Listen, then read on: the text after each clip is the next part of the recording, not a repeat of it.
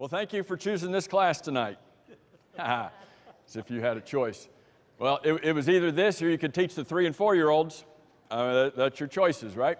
So we have been in a 4-week, kind of a short course, is what we've been calling it, for the month of May, talking about that every part has a place. If you're a part of this church, then every part of this church has got a place in this church. And I've tried to come up with some kind of illustrations to help us to visualize that every part is important. You know, there's some things in life where every part apparently is not important. But in the church, every part is important. And so I've tried to come up with something that could, that you could help visualize that. We talked about what makes a car. And there's certain parts of a car that are essential, and yet there are some things that are just accessories. And our point in talking about that is to say, you're not an accessory. You're not an accessory to this thing that we call the church. You are one of the essential parts. It doesn't matter who you are. Everybody is an essential part. Talked about those buttons that are on the end of these shirts, and you never even touch those buttons that are there, but they're there. But it's just not a big deal, and you just don't ever think about those. So I've got, but maybe those illustrations didn't work, but I got one tonight that's gonna work for you. Maybe you couldn't relate to those other things about cars and shirts. I hope you can relate to some of that, but all right, I think I got one for you tonight. So, have you ever, do you like 4-letter words? You better not. There's a 4-letter word for something down in Broward County. It's called IKEA. It gives me the willies just to say the word. But, so there's this thing called IKEA, and if you don't know what IKEA is, you just go to Walmart and they got this section over there where you can buy, dressers, and you can buy little shelving units. You ever bought one of those things? You ever bought a dresser, a shelf, or a cabinet or something, and all right, maybe that's not working for you. You ever bought a children's bicycle? Now, back in the day, you couldn't just go to Walmart and pick one up, and back in the day, remember that? You got a box, and they didn't even have the stickers. You had to put the stickers on the bike. You remember that? Some of you are like, what? You couldn't buy a pre-assembled bike? So maybe it's a barbecue grill. Remember back in the day, you couldn't go to Lowe's and just roll your barbecue grill out to the car. It came in pieces, right? All right, so think about you bought something and you're putting it together, a shelf, a cabinet, a barbecue grill, a bicycle. So you're putting all these pieces and you get it done. And you know what happens when you get it done? You're thankful, but when you get it done, you know what happens? You look over here on the floor. And you know what's over here on the floor? A couple screws, 4 nails, and some little plastic thing. Where were those supposed to go? Well, they weren't really supposed to go anywhere. They were just extra. Do you have a drawer in your house that has those? I do.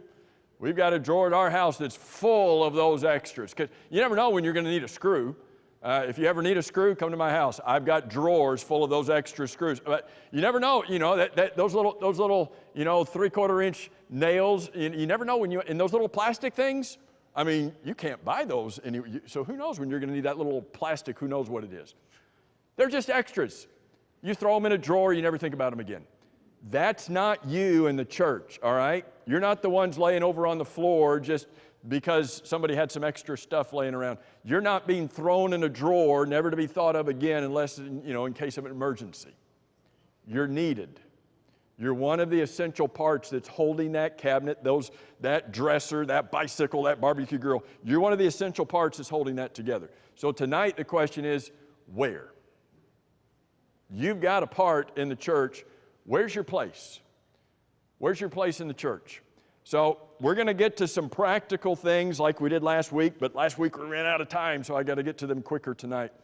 But just a little biblical thought for you tonight. In Acts chapter 2, what begins in Acts chapter 2? Good, it's not on the screen yet. What begins in Acts 2? Day of Pentecost. And established on the day of Pentecost is the church. All right, so the church begins in Acts chapter 2. 3,000 individuals are baptized. And what does it say the Lord did with those 3,000 individuals who were baptized? What was the verb? What did he do with them? He added them. So here's the church, and he adds, there's a bunch of parts, right? 3,000 parts all at once. are added by the Lord to His church, what are those parts going to do? Was there a place? Was there a place for all of those parts inside of the Lord's church? We used this list, I don't remember how long it's been, maybe 9 or 10 years ago. We used this list to talk about various roles, various jobs, various tasks that if you just read through the book of Acts, and there's more than this, there's only 18 on this list. There's more than this if you read through the book of Acts. But here's just some things, if you read through the book of Acts, everybody found a place in that early church. What kind of stuff did they do? Some of them taught Bible studies. Some of them took care of the widows. Some of them took on some undesirable tasks, like chapter 5, carrying dead people and burying them. We've got a sign-up sheet for that out in the lobby, by the way. Carrying out the dead, no, we don't. But who signed up for that in Acts chapter 5? Oh, I'll do it. It's just something you got to do. Undesirable task. And there's a number of others. Some of them helped new members create bonds in the church. There were some new members in Acts chapter 9, and there were some other members who came along and helped them, and that's talking about what Barnabas did for Saul. Did Barnabas help Saul, a new convert, to be joined to the church and become a part of the church? Yep. And guess what? We need that to happen today. Some of them used their personal skills to do good works for brethren, like Dorcas did. Remember Dorcas when she died? And how those women were all upset. What were they upset about? Look at what all she's done. Some of you do that. Some of these Christians built up and commended and motivated brethren. And some of those are about, again, Barnabas and what he did. Some of them reached out to help others get involved. They were inviting them and bringing them in to various activities of the church. Some of them prayed for specific needs in people. That's not just something little. The church was praying for various things. You can do that. Some of them hosted brethren in their homes. You can do that. Some of them greeted guests when they came to the door. You can do that. Some of them encouraged and mentored young people. Remember what Paul and Barnabas did for young John Mark? Remember what Paul did for young Timothy? You can do that. Some of them took care of missionaries. Some of them provided food for brethren. Some of you did that on Sunday. When we had our graduates luncheon, you provided food for brethren. Some of you do that on a regular basis after people have surgeries. They were doing it back here. Some of them visited and supported brethren who were in need. Some of them greatly helped some folks who were in need. Some of them prepared the Lord's Supper. You say, how do you know? Because Acts 20 verse 7 says, on the first day of the week, disciples came together to break bread. What'd they do? They came together to take the Lord's Supper. Well, who made the Lord's Supper that Sunday? Somebody did. Somebody made it. Somebody brought it. We don't know the containers that they used, but it didn't just show up there by magic. Somebody got it there. Guess what? Some of you do that. Some of them opened and closed the meeting place. How do you know? Because they met in an upper room and they had to light the lamps. Some of you open and close these doors. David Brown stays until midnight, just like they did in Acts 20. David Brown stays till midnight because the preachers won't shut up. No, because the people won't stop visiting. And he'll stay until you're done visiting. He'll turn the lights out. David Brown, you got Bible for that right there in Acts chapter 20. And so there's jobs that this early church did. Some of them were big. Some of them were not so big. Some of them you've never even thought of as you've read through the book of Acts. But they were there. They had to have happened. What? Well, because somebody's doing them behind the scenes in order for what you're reading about in the book of Acts to actually happen. Is that still true today? Are there some tasks in the church that are more open, more public, more, well, people know that this person is doing this, and are there some tasks in the church that you don't always know who's doing it, but for some reason it just happens? Yeah, it's still the same way today. So here's the early church. 3,000 parts. Some of you like puzzles, right? You ever done a 3,000 piece puzzle? That's a lot of pieces. And you know what God did? God did what he said he would do in 1 Corinthians chapter 12. 1 Corinthians chapter 12 says, God put them in the body as he pleased. He had a place for every single one of them. He's got a place for every single one of you. And so last week we reminded us of what we introduced last week, or last year, in this concept of PBL forever. And not just Palm Beach Lakes forever. That would be fun. I wish people would just stay at Palm Beach Lakes forever. There's some people that don't stay here forever, and it challenges my Christian love for them when they decide not to stay. No, I'm just kidding. Mostly, just kidding. But I wish it could be Palm Beach, but that's not the deal here. But it's talking about the Lord put us in His church. And His church is to be on this earth, to be here forever. His church is not to be destroyed, Daniel chapter 2, verse 44 says. But what's our purpose? Our purpose as PBL forever, our purpose is to please God, number one. Everything we do has got to be focused on pleasing God. Letter B, what's our purpose? Bring the lost to Jesus. That ought to be in our minds on a daily basis. My purpose is to please God in everything I do. My purpose is to, and watch that circle in the middle, my purpose is not just to bring the lost to Jesus. My purpose is to be active and moving in the church to express my love to my brethren. And my responsibility is not to just do that on Sunday mornings and on Wednesday nights. My responsibility is to do that forever to help us get to heaven. Everybody's got a place. Everybody's got a place in PBL forever. And so last week, we started going through the various works that our elders have designed for us in this congregation, something that we have talked about before for this congregation, but I just was trying to review this a little bit, and we did not finish this last week. And so here's what I want to do tonight. I want us to go back through this, but we're going to take this on two levels as we do, okay? We're going to go through these various aspects, and we're going to build this around the perimeter of the screen. What are the major works? What are the major areas where the elders have designed for us to get involved in the work of the church? And we're going to ask the question, number one, is there something that all of us can do in this area, whether we have signed up for something or not? You know, sometimes what we do is we just wait for somebody to ask us to do something. Well, nobody's asked me to do anything, so I guess there's not anything for me to do in the church. Just because you haven't been asked does not mean there's not something. Go back to the book of Acts. You think everybody in that book of Acts was asked to do everything that they did in the book of Acts? Or did they just see an opportunity and say, oh, got to do this. I'm going to go and do this. That needs to be us. Is to keep our eyes open for opportunities and just step in to do those things. And so we're going to talk about, is there something in these areas that all of us can get involved in?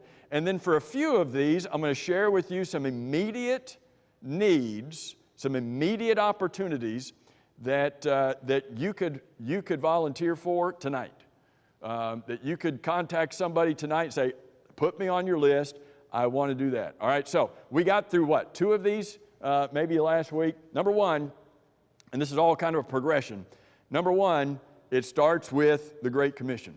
It starts with sharing the gospel. Do I have to be asked by somebody in this church to reach out to other people with the gospel? Nope. Jesus already sent me that invitation, didn't He? He already gave me that Great Commission. I don't have to be asked by I don't have to have one person in this congregation, hey, could you do this? No, now, there are certain things that we have as tasks in this church where we are trying to get specific things done, and so we can volunteer in those areas, but I don't even have to be asked. If there's lost souls around me, I need to talk to them. And one of the easiest things, we mentioned this last week, one of the easiest things to do, and this isn't the end all of evangelism in the Great Commission, but one of the easiest things to do is invite people to worship. Just come to church with me. You can invite anybody. Dan, I think everybody at Culver's has got at least 2 or 3 invitations from us, because that's just the place. They know us when they see us coming. But you can invite anybody to worship. And we've got materials out there to make that super easy. Now, we invite them to come, and we talked about that more last week, so I'm going to try to move through these first couple a little quicker. Now, once they're here, what do? Do we do anything when folks are in the building? Yeah, we talked about this last week. Now, is this something all of us can be involved in? Yeah.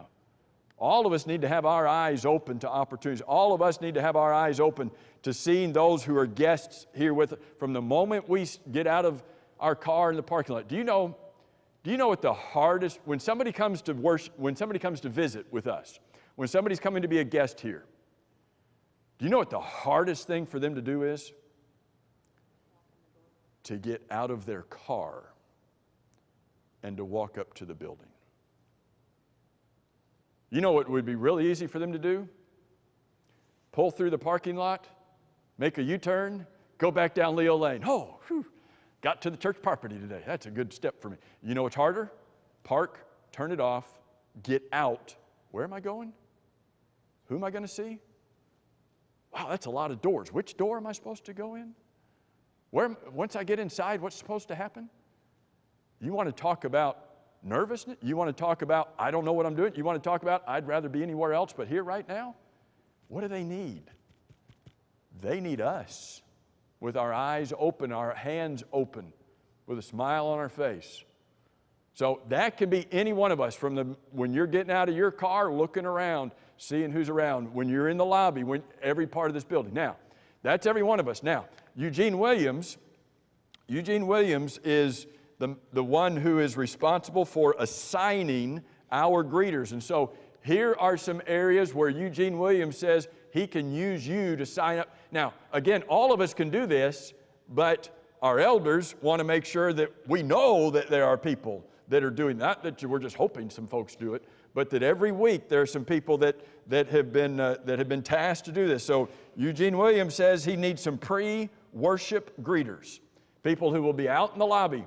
Here's what Eugene says: a smile and a warm heart that says, "Welcome. We are glad you are here to make our guests feel at home. And if they are looking for a church family, this is it." You want to sign up to be a pre-worship? That means you got to be here before worship, by the way. Just saying. It means you got to be here before Bible class. I mean, just saying. He needs some individuals who can be the escorts of some of those guests to Bible class, because just saying, hey, you got kids? Yeah, go down that hallway. Okay, at least you know the direction, right? But there's only, I counted this afternoon, there's only 4 million doors down this hallway. Now, which one am I supposed to go in?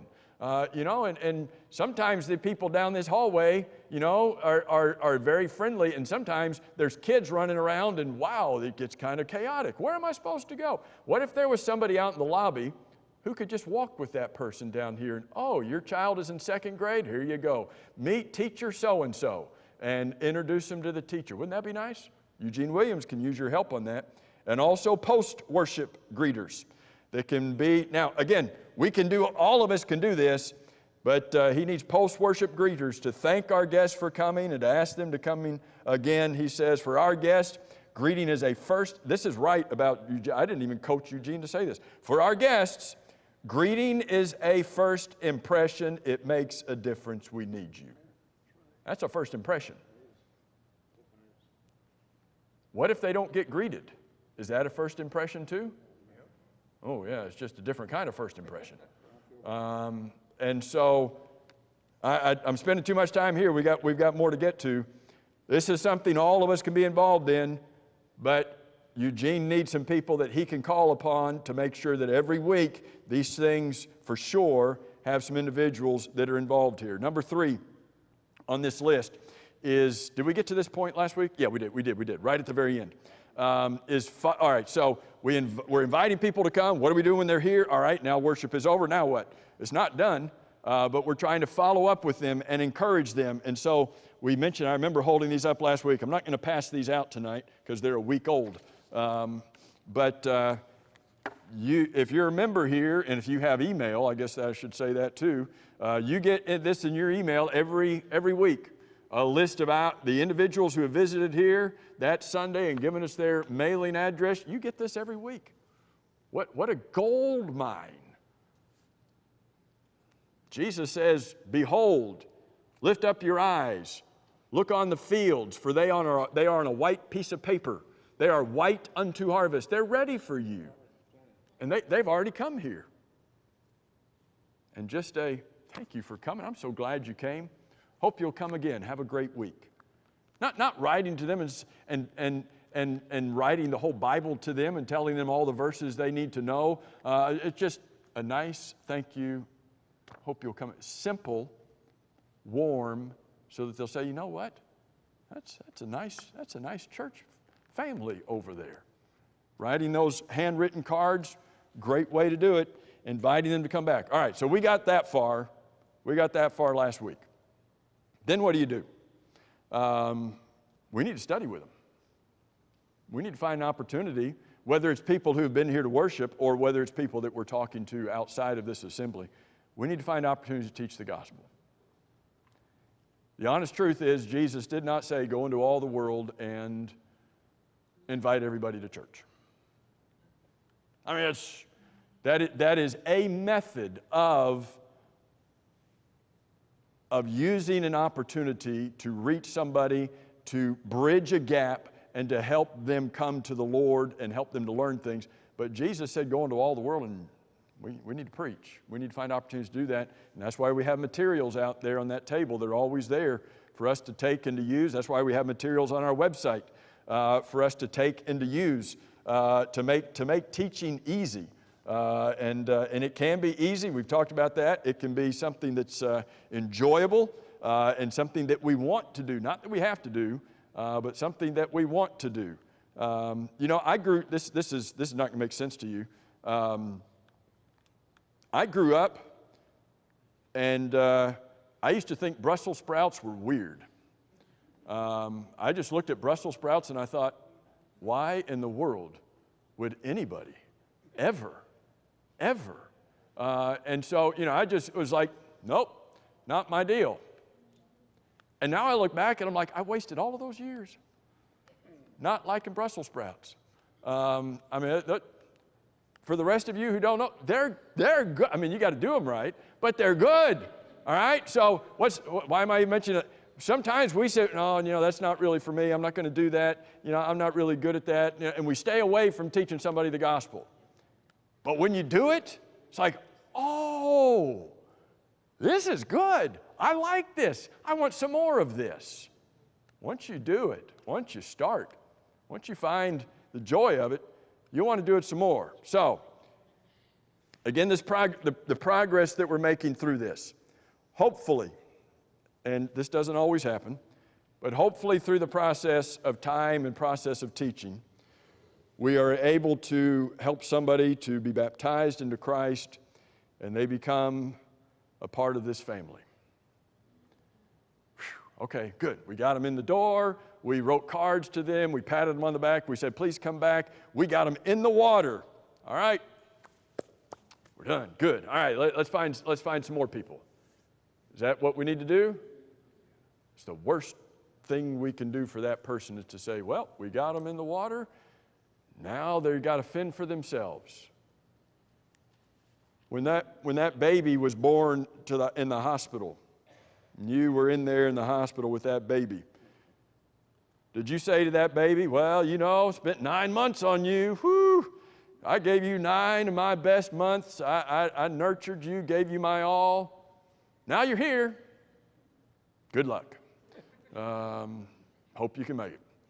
Is that what you did? I don't believe so. Because your work was just starting at that point. And you spent a lot of time and care and nurture and effort and making sure that baby could grow into a healthy, functioning, productive adult. Don't we need to do that for babes in Christ? If we leave them to fend for themselves, spiritually speaking, they're going to be just as good as if we were to leave a literal physical baby to fend for themselves. So you're like, all right, well, how do I know who the new members are? I'm so glad you asked. You should have asked that about 2 minutes ago. How do we know who the new members are? Well, one way you know is they're going to be in the bulletin. One way you know is you come here, and on Sundays they're going to be announced. You're going to learn who they are. They're going to be in the bulletin. The elders are going to meet with them and take their mugshot, their picture, and it's going to be on the front of the bulletin. You're going to be like, that's who they are. They're going to be in your church directory once a new one is published and printed. So that there's all sorts of mechanisms by which you can know who they are. But I need some guys who can pass these out for me. John, I'm gonna impose on you to help me pass some out. Phil, I'm gonna impose on you to help pass some out. You know what? Diane, I'm gonna ask you. Bobby, can you pass some out here? Give a couple to Bobby there, Diane. I asked Phil and I didn't keep any papers. So I don't know if you're familiar with this. This is not my opportunity sheet. That's what you get in the email on Monday. This is my opportunity packet. Similar name, different function. This sits, every month is updated. It sits underneath the track rack right out there all of the time. You may have walked by this a million times and never known it was there. But I'm not going to spend time, because I need to get to some other stuff, I'm not going to spend time rehearsing everything that's here, but you can see what is here. On the front of it, you've got a listing of the new members. So if you need to know who are, now, it may not have the last couple weeks if somebody's come in the last couple weeks and this hasn't been updated because it's done about once every month, but you've got a gold mine right here with that information. All right, I need to keep moving. I'm going to come back to this in just a second. So people become members here. And then not only do we try to encourage those new members, but we also try to keep encouraging everybody. Not just new members, we try to keep doing what we can for all of our members, all right? So tell me how we can do that. I know you're looking at that handout, just hold on to that for a second. On a general basis, how can all of us be involved in serving and encouraging each other? What can we do? Phone calls. Does your phone still work? Yeah. If you got it on, Trudy. Okay, so you know that bulletin that's out there on the stands in the lobby, and that thing you get in the email nearly every Thursday. You know that's like a gold mine of information. When somebody's listed in there as being sick, some of you don't want to be on that list, by the way. Some of you, even if you're on your deathbed and you've had everything happen to you and you're almost breathing your last breath, you're like, nope, don't put me on the prayer list. Like, okay. So some of you that's okay. That's all right. We try to respect that. But you've got a list of people who are members of this church who've got stuff going on in their life. Can you encourage them? Yeah. What else can we do? Cards. We need more card writers. There's not a sign-up sheet for that. So, some of the best things that have been done in the history of this church are people who handwrite cards, and sometimes handwrite cards for no reason. All right. I mean, there's the birthday cards, there's the anniversary cards, there's the and there's the cards that people get when they've. You know what people need when their loved one has passed. You know what they need? They need a stack of handwritten cards. And many of you have shown that stack of cards that you've gotten in the mail from brothers and sisters of Christ here. To me, it's a dying, it's a lost art, because you can just text now, and texting is free. Except what do they say at the end of those advertisements? SMS or what? Fees apply, whatever. But I know cards cost money. I know postage is crazy. But those handwritten cards are worth every dollar you spend. Sometimes, what'd you say? You can spend the gas money and deliver it to them. Even better. And it's so meaningful to get those because somebody spent time, they spent effort, and sometimes it's not just when somebody's passed away, when there's been a sickness or something, but just for no reason at all. You know, every 5, 6, 7, 8, 9, 10 years, we don't do it a lot, but sometimes we've done those appreciograms. You know what I'm talking about?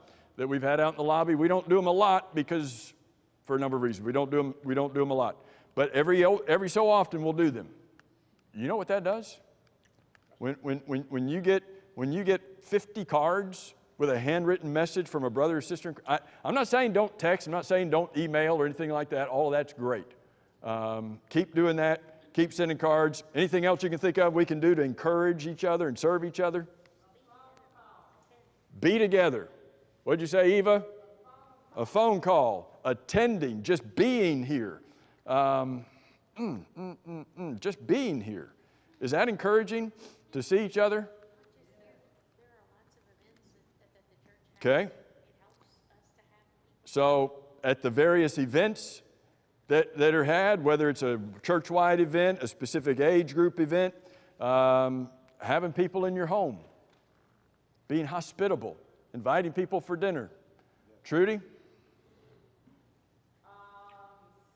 praises or worship songs or hymns to people who are family who is having someone pass away. Yep. Trudy's good at that. Now, not all of you need to call somebody and sing like Trudy does. All right? That may not be overly comforting for some of you to do that. We're talking about, I think the word is encourage, and so take that into consideration. But anyway, we've got a responsibility to do that. Now, there are some specific individuals like widows and shut-ins that we need to pay special attention to. John Holzer is trying to spearhead our efforts and helping us to do what we can for widows and shut-ins. So here's two things John Holzer says he could use. He could use an Excel spreadsheet wizard. He could use an electronic communications expert. If you want to know what that means, talk to John Holzer and get that. But if that's you, you may say, well, I'm not good at handwriting cards, but I know Excel. All right, but if that's something you can do, then there's an opportunity. Now, this is an area where all of us can be involved, and then there's specific opportunities. There's opportunities for us to fellowship with brethren, and that's especially talking about these church-wide events, being here, being with each other. There's opportunities for us to teach our children, teach the Bible classes here. It's a challenge sometimes. Maybe I should not use the word sometimes. It is a challenge to find Bible class teachers. Yeah, I'm just going to take the word sometimes right out of that sentence. It's a challenge to find Bible class teachers. People who are willing to teach, especially our children's classes. Here's the thing. You teach our children's classes, you're going to teach for 12 weeks. If you teach cradle roll or toddlers, you're going to teach for 13 weeks. That's not bad. You're going to be given curriculum. You're going to be given material. Here you go. Here's what you teach. If you're teaching at age 3 to grade 5, you're given a binder that has everything you need in order to prepare and get ready to teach that class. You walk in, poof, and you get to make an eternal difference in the lives of those kids. Some of you grew up in the church. Well, I could spend 4 hours talking about this. Some of you grew up in the church, and you remember your Bible class teachers. You might remember a whole lot of other things. Now, there's some Bible class teachers I remember fondly, and there's the other Bible class teachers. But I have Bible class teachers. There was one Bible class teacher that he did not like our 6th and 7th grade class very well. Anyway, I'll just leave that over here. But and there was Scott, there was good reason he didn't like it wasn't Scott the teacher, but I'm just thinking, Scott, there's probably good reason he didn't like our 6th and 7th. You know what I'm talking about. Anyway, there's probably good reason he didn't like our 6th. Anyway, but there's those other Bible class teachers that you remember growing up. You need to be that for these kids. You need to be that teacher that our kids that these kids remember, making an eternal difference in their lives. There are things that we can all do in preparing for worship. Hopefully we all do preparations for worship. Hopefully not just in a physical way from what we do preparatory for our bodies and our clothing, but hopefully more mentally, spiritually, emotionally, getting our hearts ready. You know, sometimes that's hard. Sometimes we're everywhere else in our minds. We show up here and, okay, now I'm in church mode. That's all right, but I ought to be coming here and thinking about, what do I get to do when I get here? I get to be in the presence of God. I get to worship Him with the best people on the face of this earth. So there's things that we can all do in preparation, but there are some specific things that you can be involved in, even in preparation in here. So here's what Victor Coolidge needs. Victor Coolidge is in charge of the prep of the communion. So if you can be involved in helping him bake the communion bread once a month, for 1 month, not once a month, but for a month, or if you can help prepare communion trays for 1 month, you need to contact Victor Coolidge. Say, hey, I'm your person. If you need bread baked, if you need the trays prepped and cleaned for a month, put me on your list and I'll do it. You know our boys pick up cards on Sundays? Jeff Goodale has been in charge of that probably since Shem, Ham, and Japheth. We're doing the cards, I remember. But anyway, Jeff could use somebody to help supervise the boys when they're picking up cards. See Jeff tonight if you're willing to do that. Rick Hall Rick Hall does an awesome job. Rick's got a huge job. He coordinates everything that happens in our worship service with our men, and you guys know that. But he can use more guys who can serve at the table and lead prayers and serve as ushers and take on those roles that are involved in our worship service. So if you're not on Rick's list, you need to be, guys. Let Rick know where you can help out. Or maybe you're somebody who can run the sound system and ring the bells just like David Brown did. And boy, David Brown's like spot on the bells. He could train everybody how to ring. Anyway, if you can run the sound system, if you can run PowerPoint, if you know how to turn a computer on and operate a computer and can run the PowerPoint during worship, see Buzz Nelson, talk to Buzz about our AV stuff. And then Mary Porter works with our nursery attendants. We try to have ladies in there on Sunday mornings to be in there to help with the moms who bring their children. So if you can help with that, see Mary Porter. All right. Now, these are things that there's things that all of us can do, but these are specific needs that these people have told me in the last 2 weeks. I need some. So it's not just random stuff. These people have told me the last 2 weeks need help here. All right. So you go around the horn here, and it leads to, all right, coming over here to this part about church property. Is there anything that all of us can do to help maintain the church property? I'm not talking about getting out there on the mower. All right, we're not going to let you on the mower. Say, Julie, will you please, you didn't say that loud enough. Will you please say that louder? If you see trash, pick it up. Ah, that's beautiful. If you see trash, pick it up. Anywhere, right? And we're in the parking lot, in the building, in the bathrooms. I mean, just think from a guest standpoint, Do you clean up your, don't answer this out loud. Do you clean up your house before folks come over? I mean, you generally pick up the trash and try to make it look presentable. Can you imagine being a guest and they come and there's just kind of clutter around? So bathrooms, the pews.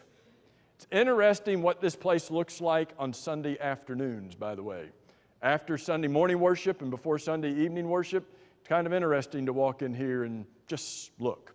But if what do they say? If you see something, say something.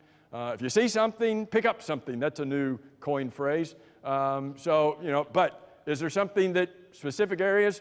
Here's what Ivan says. He needs somebody who can help clean and arrange the storage building, pull weeds, pressure wash the curbs, and do some touch-up painting inside the building. All right, so those are things, some specific things. If I can get those same guys to help me pass out stuff, I've got 2 minutes. Actually, I need more guys because I got a lot of stuff to pass out. So if I can get a handful of guys to come up, help me pass out some stuff, we got to wrap all of this up tonight. Here's what they're going to come around and give you, all right? First thing they're going to do is they're going to give you this little blue thing. Oh, man, you guys are awesome. They're going to give you this blue thing that's called 99 Things You Can Do. Some of you've seen this before. 99 things you can do for the Lord without a program. All right? You can do it without a program. I got more stuff. They're coming. These things. So these are things you don't have to sign up to do. You can just do it without signing up. Last one, Ed? All right, so, and then the other thing that's coming around is a little card that has this whole thing on it. So you can remember what I can be involved in, whether I sign up for it or not, or in specific areas, signing up for things. And so everybody's going to get all of this to take home, but look through the blue thing. It's going to give you some, oh, I can do that, and I don't have to wait for somebody to ask me to do that. It's stuff that anybody in the church can do. But all of us have a part that we can play in this church.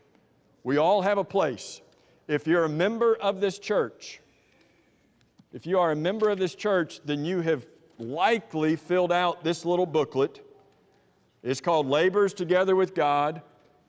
It has about 56 specific opportunities to serve in the church.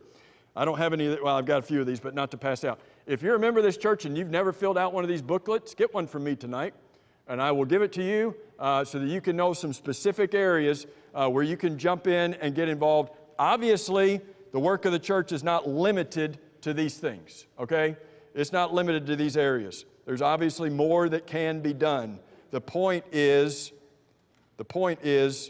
there's a place for every part of this body to get involved. You are not an accessory. You're not. You're not a leftover piece that's over there on the floor. Well, we didn't need that. We're just going to throw it in a drawer. You are an essential working part of the greatest organism that's ever been on this earth, called the church. That's what you are. And you are needed. And if something hasn't struck you in the last couple nights, if you're still not seeing something, well, that's what I want to be involved in, then talk to the elders and they'll help you. If you've got an idea, well, I'd like to be doing this, but I don't see it on a list somewhere, then talk to the elders. And let's be a part of the greatest thing that the Lord's ever put on this earth, the body that He died for and shed His blood for.